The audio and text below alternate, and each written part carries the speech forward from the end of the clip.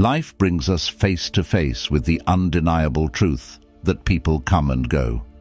We bond with others, build connections, and often anchor our emotions to those relationships. Yet, what happens when those bonds break? How do you handle the emotional weight when someone no longer occupies the same space in your life, or when you realize they've never shared the same emotional investment?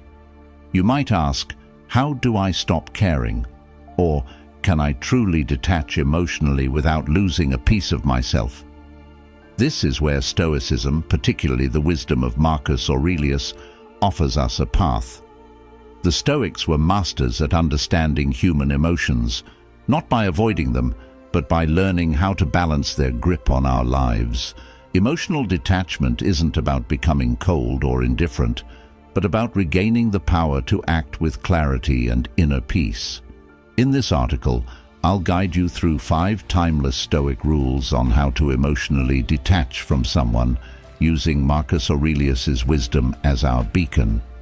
This isn't just about theory. It's practical advice meant to reshape the way you engage with yourself and others. Rule 1. Understand the impermanence of life. Marcus Aurelius reminds us, everything we hear is an opinion, not a fact. Everything we see is a perspective, not the truth. When it comes to emotional attachments, we often cling to our personal perspective of someone, a narrative we create about their importance in our life. But the reality is, all relationships are transient. One moment you're close, the next they're gone, whether through distance, death, or the slow fade of intimacy. People leave. It may seem bleak, but this is the Stoics' first rule of detachment. Embrace impermanence.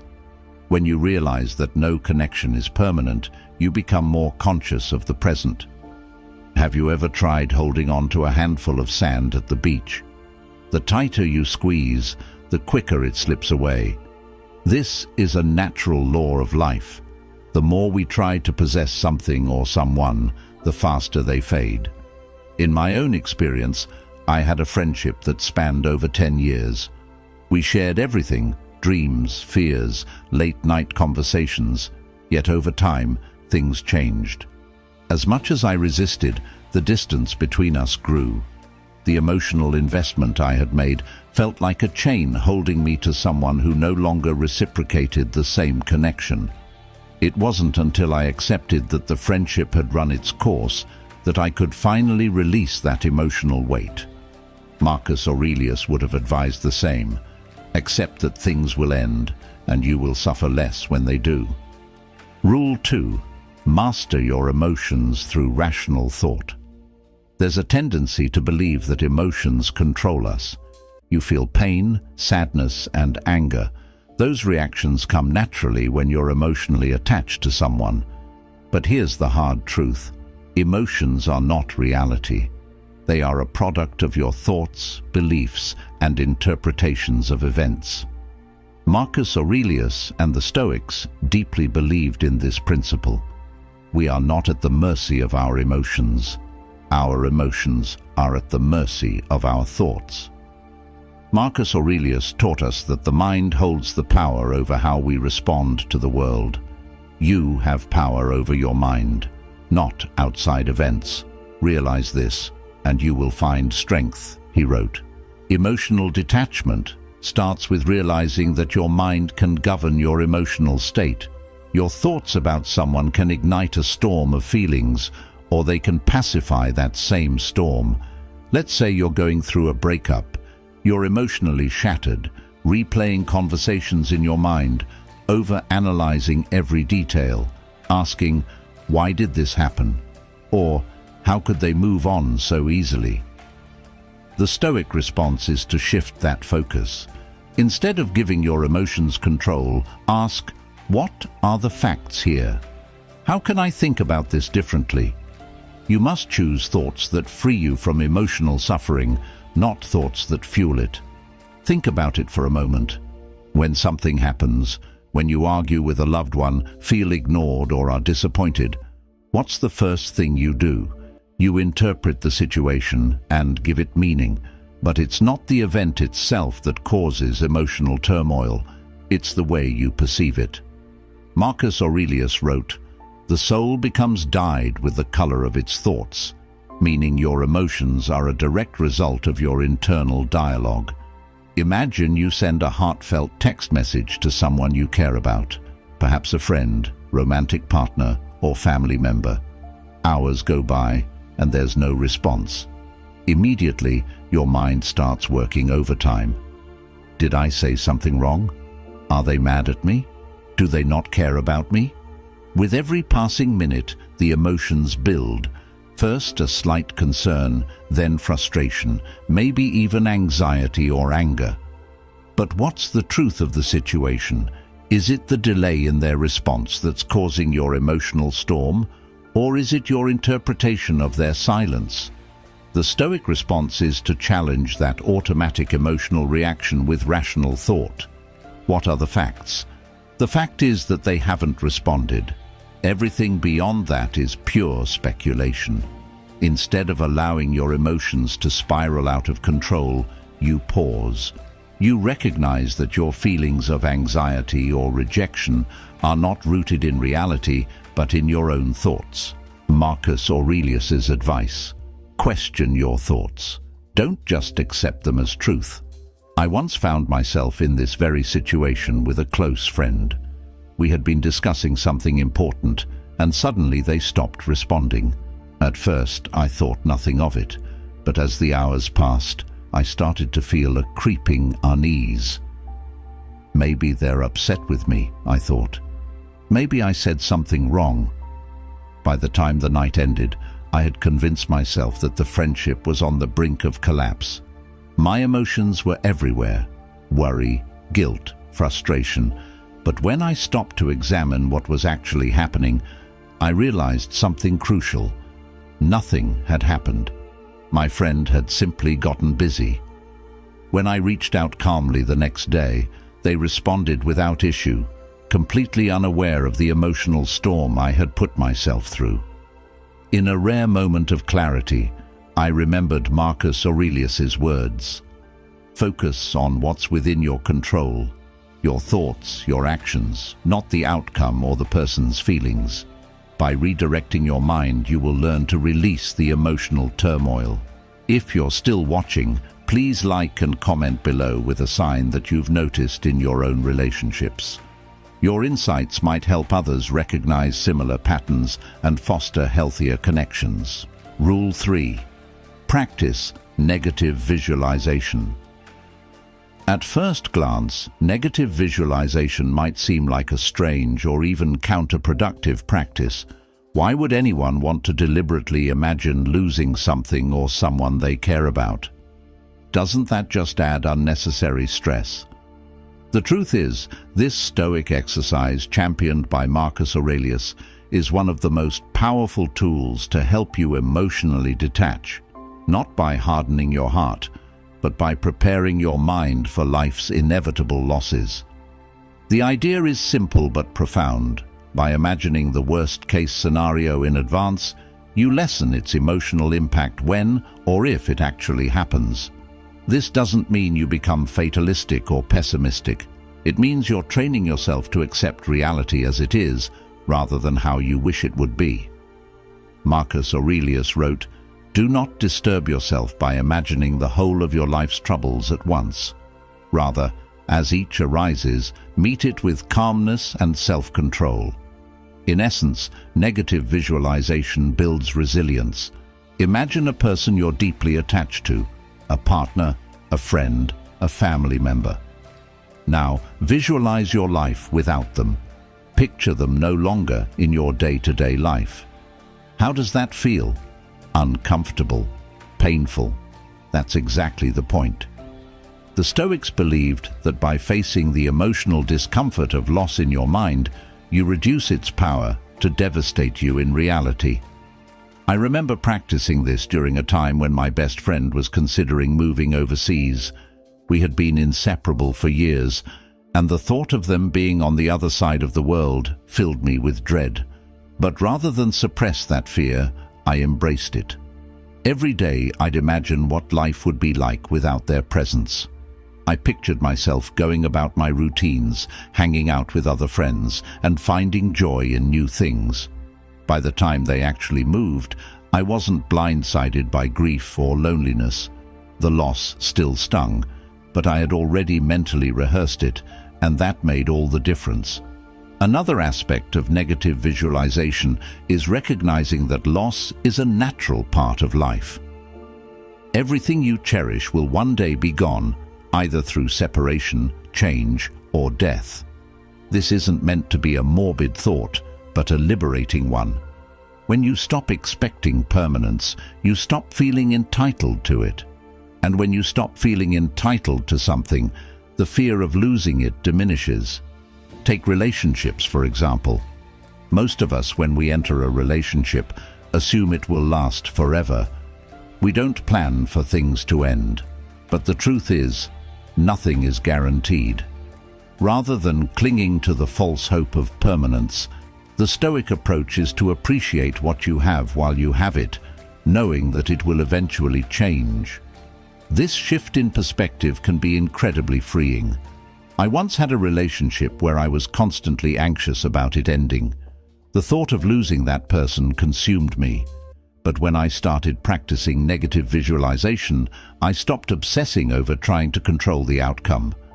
I imagined life after the relationship, and although it was painful to consider, it reminded me to be grateful for the present moment. When the relationship did eventually end, I found myself more prepared than I ever thought I'd be. The real gift of negative visualization is that it strengthens your inner resilience. By repeatedly imagining worst-case scenarios, you develop an inner stability that can't be easily shaken by life's changes. You learn that no matter what happens, you will be okay. And that's the ultimate form of emotional detachment, not from life, but from the illusion that you need things to stay the same in order to be happy. Rule 4. Focus on what you can control. One of the core teachings of Stoicism, and one of the most empowering realizations you can embrace, is that there are things within your control and there are things outside of your control. When it comes to emotionally detaching from someone, this distinction becomes absolutely crucial. Why? Because so much of the pain we feel in relationships stems from our desire to control things that we simply can't. Marcus Aurelius, in his Meditations, repeatedly emphasizes the need to focus only on what is within our control, our thoughts, actions, and responses. Everything else, other people's behavior, the outcomes of situations, the passing of time, is outside of our control. The more you try to control what's outside your influence, the more you will suffer. Emotional detachment, then, is not about coldly distancing yourself from others, but rather about letting go of your attachment to outcomes you cannot dictate. When you're deeply attached to someone, whether it's a romantic partner, friend, or family member, it's natural to want to influence how they feel about you. You want them to care about you in the same way you care about them. But the harsh truth is that you can't control their emotions. You can't make someone love you, appreciate you, or treat you the way you deserve. The only thing you can control is how you respond to their actions. Take a moment to reflect on a time when you tried to influence someone's feelings or behavior.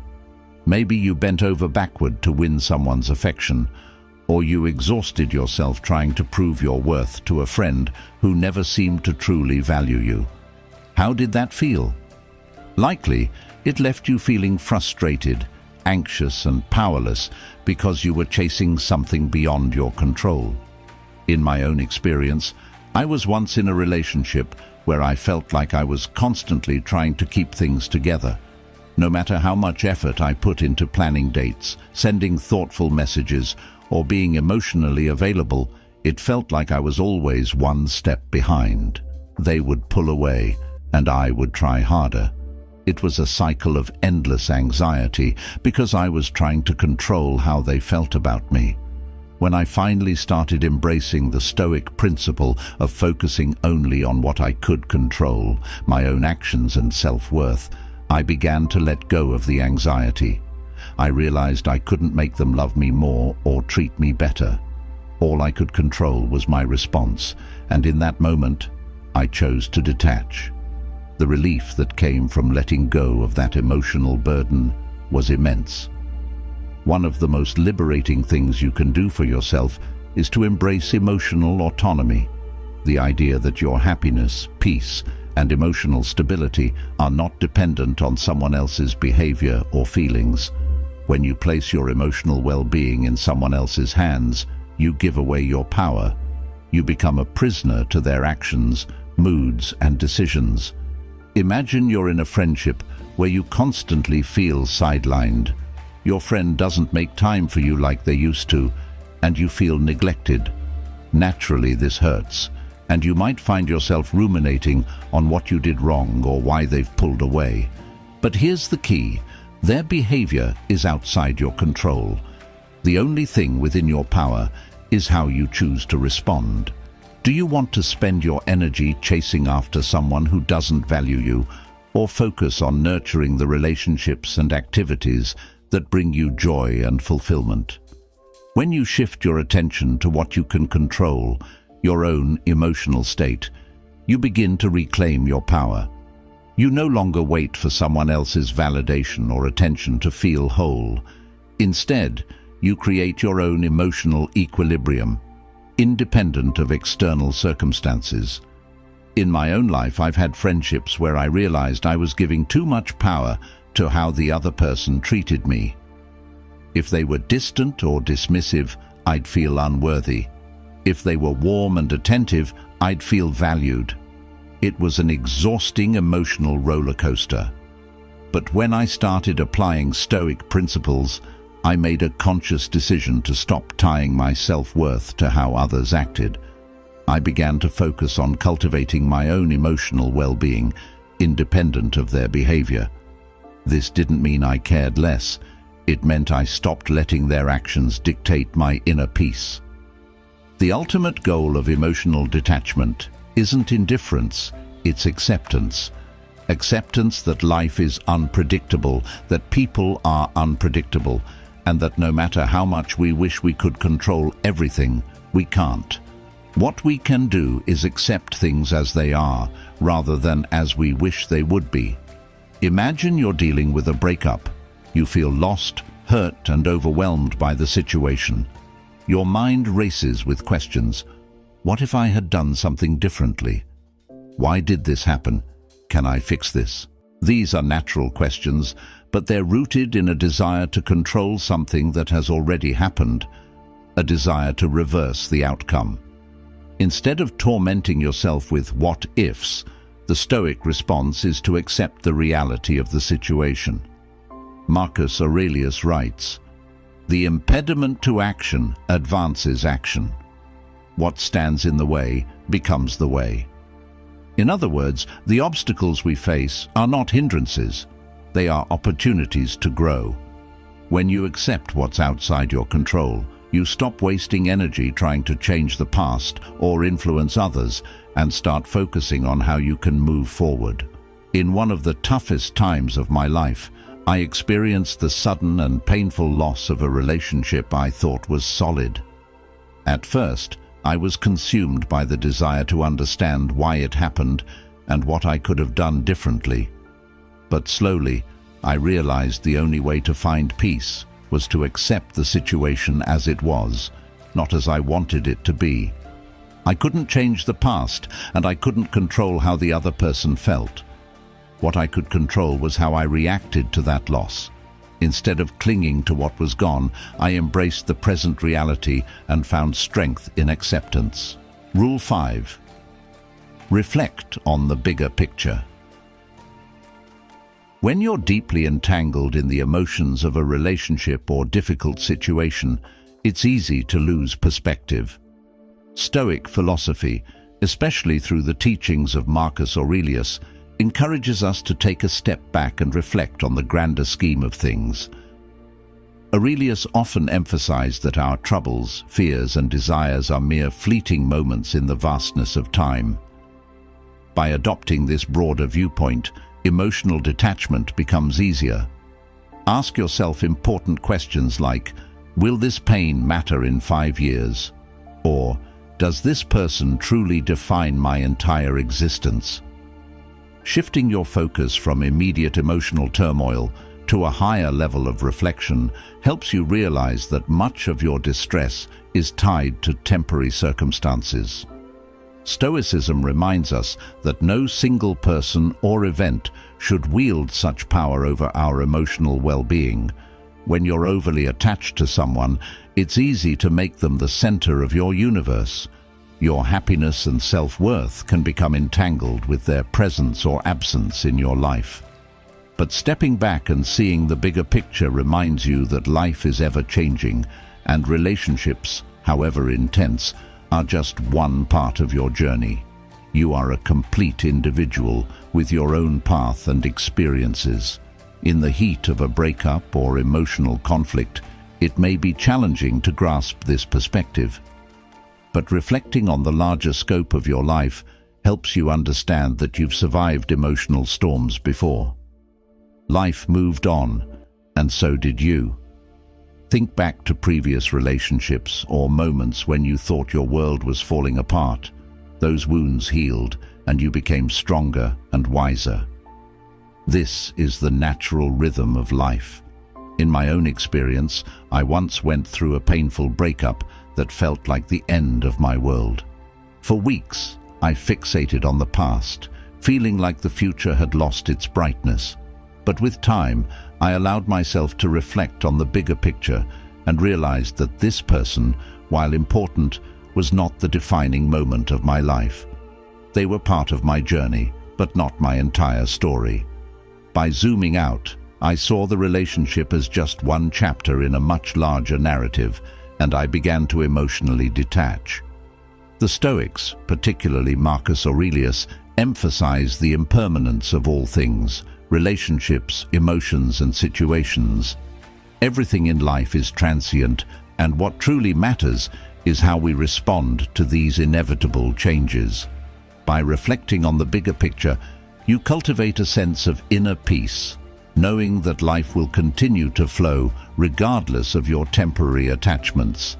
This broader perspective allows you to emotionally detach, not because you stop caring, but because you understand that clinging too tightly to fleeting things only leads to unnecessary suffering.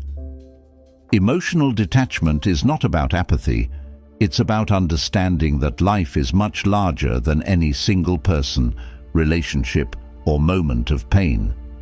By seeing your life as a vast, interconnected web of experiences, you free yourself from the tunnel vision that emotional attachment can create. Ultimately, emotional detachment is not about shutting down your emotions or closing yourself off from the world. It's about building resilience and gaining control over how you respond to life's inevitable changes. The Stoic path offers not a quick fix, but a way to inner peace. By embracing impermanence, mastering your emotions through rational thought, and reflecting on the bigger picture, you will find that emotional detachment is an act of self-liberation. So the next time you feel yourself gripping too tightly to someone or something, ask yourself, do I control my emotions or do they control me? Emotional freedom awaits those who dare to let go.